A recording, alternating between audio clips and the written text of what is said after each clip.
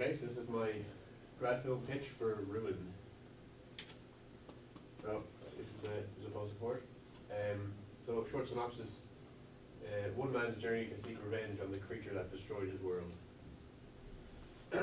Something. So, there's the poster for it as well. Nothing to do with that. So, I'm going to show you my cast that I have lined up. So, these are the lead characters.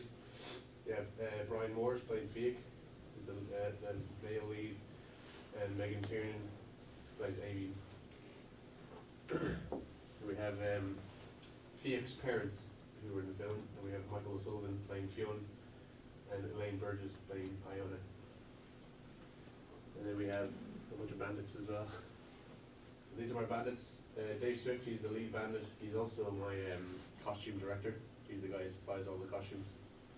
So he works at a living history society thing, basically, which is pretty cool. So here are there's my costumes, basically. You can see each one of the characters in their roles they're wearing. This is where a little bit of the budget went as well, with all these costumes, for good reason. You can see how well they look.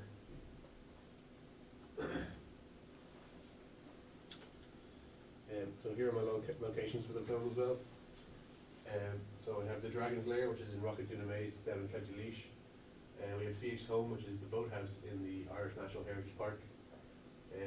These forest scenes I actually ended up not shooting here because when I was going through getting permits for I got permits for all these locations and none of them charged me money. Find this place. They wanted to charge me for shooting there, so I said fuck that. So I ended up shooting here as well for my forest stuff. So I can give you a short idea. I mean, the film has a dragon in it that I've animated, as you all know. And you've seen this before, but I'll show you again. It's just a short kind of test render of what my dragon will look like. Oh, that's just 2 seconds, pause the thing. Oh, there you go. So we all get a look at that? So it looks pretty shitty at the minute. I mean, the res is only like 480. So that's an idea of what he'll look like. And so, I mean, I've saved a lot on budget because I've done that myself. I mean, that'd be ridiculous amount of money to get someone to come in and do that for my film, you know. That's why I decided to do it myself and teach myself how to do it, because there's no way I would have been able to afford it, do it myself. Or get somebody else to do it for me. So, I'm going to talk a little bit about my artistic value. So my theme, the kind of theme of the film is kind of set it in almost like a post-apocalyptic, kind of medieval, dark ages type of period. It's not entirely apparent in the film, as the locations aren't really that destroyed or anything like that. But I mean, a lot of these things do come down to budget, and my budget being as low as it was, but fairly limited in what I could do. So I just went and found as many ruined buildings as I could to film in. My narrative is relatively linear. I kind of start off with a few flashbacks at the beginning, and kind of start a quarter way in. We kind of work our way back to the start and continue on from there. And we have a dream sequence as well. I kind of wanted to go with a kind of a dark and somber atmosphere. The whole idea of the film is that it's a tragedy, so I kind of wanted to keep that kind of running throughout. Is that, you know, when you get the feel of the film that nothing good is going to happen, and that it's not a happy film. My target audience is kind of really just moviegoers, anybody interested in action or fantasy. I put an age of about 12 plus on it, as there is violence and some slightly disturbing scenes. For younger people, obviously. But so for logistics, I've chopped up my my schedule here.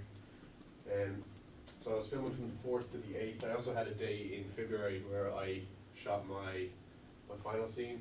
The reason why I shot that so early was because I needed to animate the dragon, and that takes a long time. So I wouldn't have had time to do that if I'd done it just now. So you can see here it's pretty decent size schedule, pretty thorough.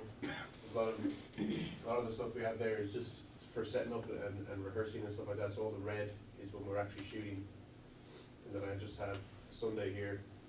The pickups are just kind of contingency. What actually ended up happening as I shot a week or two ago is that here on Thursday morning, I wasn't able to shoot in the morning because it was absolutely lashing rain. So that had to be moved to Sunday. So I mean that was a really good thing to have that extra day. I mean, if people aren't having a contingency day on their shoots, you really should, because if one day gets backed up, you're screwed if you don't have a contingency day, you know. So that really helped me out. So I have a cost breakdown here as well. I put up my actual budget, and then I put my professional budget as well. So on my budget here, I ended up paying my actors 800 quid, not each. I got my two leads 300 quid each, and then for mom and dad I paid them 100 quid each. For hair and makeup, I had to pay a girl to come on 300 quid. Logistics, just petrol and stuff at 150 quid. I think it was more about 200.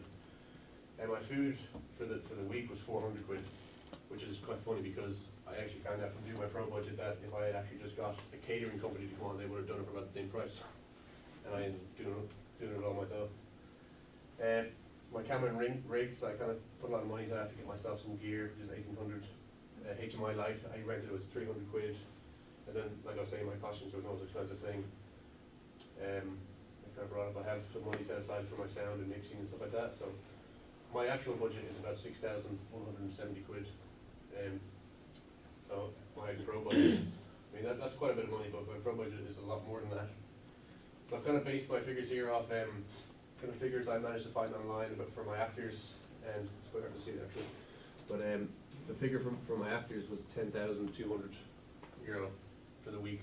I had my actors, and I only have 2 actors on for the whole week. The rest of the actors only for one day. So like one day was 788 quid for the actors. That's for one day what they would be paid.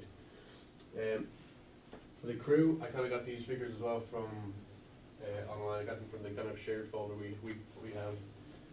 Ended up being, so I can see that about 25 grand a week for just the crew. So the crew is the most expensive thing on that shoot. My petrol would have been about the same because we didn't really need any extra transport or anything like that. And my camera gear ended up being about 3,500. So I rented. I put it as if I'd be going for a red Scarlet, renting a bunch of Canon cinema lenses and Steadicams, all those kind of things that I used at the college supplied for me for the red, obviously. So yeah, my final ended up being about 42,900, and I added a 10% contingency for 4,290. So definitely a lot more than what I actually paid. So funding here, a few people who could fund me: Irish Film Board, Film Base, private funding, and crowdfunding. And why they should fund me, just kind of I thought like the project I have is quite unique.